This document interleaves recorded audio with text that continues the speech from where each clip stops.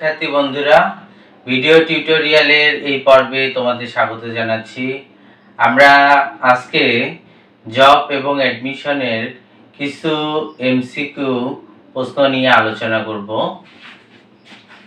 এখানে বলা হচ্ছে যে correct plural form of the half. বলছে হাফ এর প্লুরাল ফর্মটা হচ্ছে কোনটি? বলা হচ্ছে হাফ মানে হচ্ছে অর্ধেক। এই হাফের প্লুরাল ফর্ম হচ্ছে হালভস না হালভস না হালভেস। আমরা জানি যে যদি শব্দের শেষে যদি এফ বা এপি থাকে, এফ বা এপি থাকে, তাহলে এফ বা এপি উঠে বা পরিবর্তন হয়ে কি হয়? ভিইএস হয়।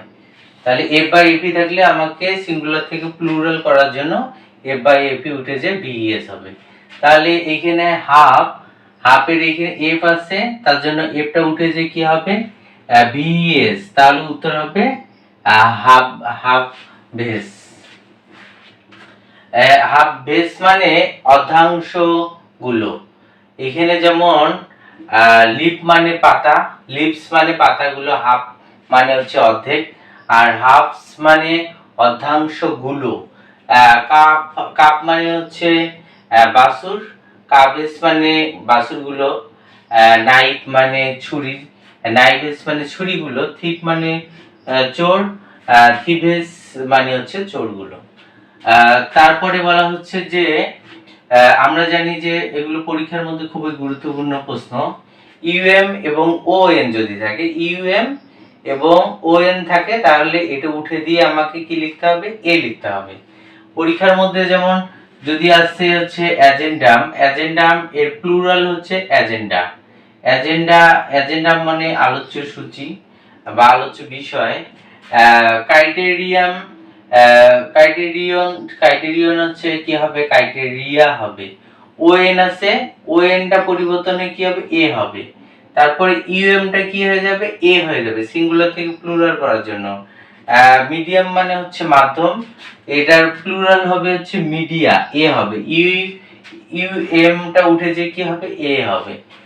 ডেটিউম মানে হচ্ছে তথ্য, এটা কি হবে? ডাটা হবে। ওভাম মানে ডিম্বাণু, ওভাম মানে হচ্ছে ওভাম মানে ডিম্বাণু, এটা কি হবে? ইউএমটা উঠে যে কি হবে? এ হবে। এরকম আমাদের সিঙ্গুলার থেকে ওভাম দেওয়া আছে, বলে ডিম্বাণু, এর প্লুরাল কি হবে? ওভা। যদি পরীক্ষার মধ্যে ওভা যদি থাকে, ওভা এর সিঙ্গুলার যদি বের করতে বলে ওভাম লিখতে হবে, মানে উল্টাটা আমাদের জানতে হবে। তারপরে নিয়ম হচ্ছে ইউএস। ইউএস যদি থাকে কোন শব্দের শেষে, যদি ইউএস থাকে, ইউএসটা উঠে যে কি হবে? আই হবে। এখানে যেমন রেডিয়াস মানে হচ্ছে ব্যাসার্ধ, রেডি আই হচ্ছে প্লুরাল, তাহলে ইউএসটা উঠে যে কি হবে? আই হবে। অ্যালুমনাস মানে প্রাক্তন ছাত্রছাত্রী, অ্যালুমনাস ইউএসটা উঠে যায় আই হলে হবে অ্যালুমনি। ফোকাস মানে কেন্দ্রবিন্দু, এখানে ইউএসটা উঠে যায় ফসি হবে বা ফোকাসেস হবে, এটা দুটো হবে।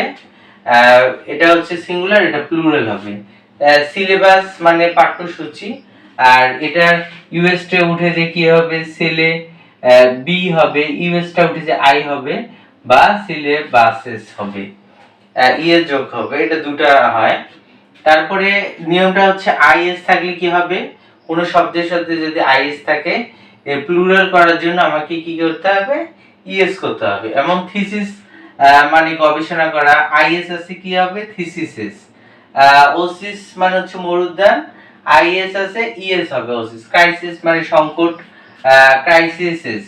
বেসিস আছে, বেসেস হবে। অ্যানালাইজ হবে, অ্যানালাইসিস হবে, ইএস হবে। তারপরে এটা হচ্ছে বলা হচ্ছে যে প্রশ্নটা হচ্ছে which one is the singular. বলছে চারটা অপশন দেওয়া আছে, বলা হচ্ছে এটার মধ্যে কোনটা সিঙ্গুলার। আমাকে সিঙ্গুলার থেকে প্লুরাল করতে পারলে না, চারটা অপশনের মধ্যে কোনটা সিঙ্গুলার করতে বলতে পারে, আবার প্লুরাল বের করতে বলতে পারে।